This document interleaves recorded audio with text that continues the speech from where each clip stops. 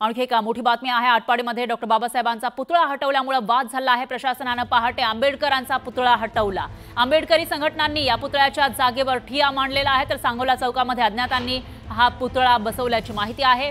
परिसरामध्ये मोठ्या प्रमाणामध्ये पोलीस बंदोबस्तही तैनात करण्यात आला आहे।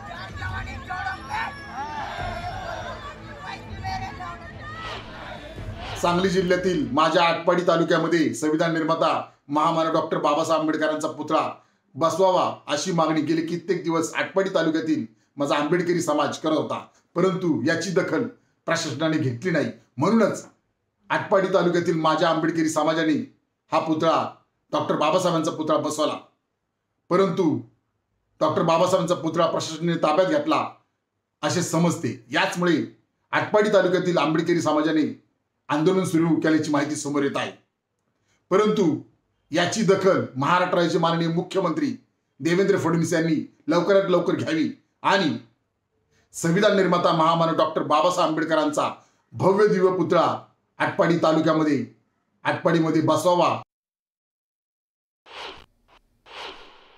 सर्व तमाम जनतेला मी आवाहन करतो की आज रोजी आटपाडी तालुक्यातील सांगोला चौक येथील महामानव बाबासाहेब आंबेडकर यांचा पुतळा हा सार्वजनिक बांधकाम विभाग यांनी विधीपूर्वक व काळजीपूर्वक पोलीस संरक्षणात ताब्यात घेण्यात आलेला आहे। सदर पुतळ्याची कोणतीही फोडतोड अथवा विटंबना झालेली नाही।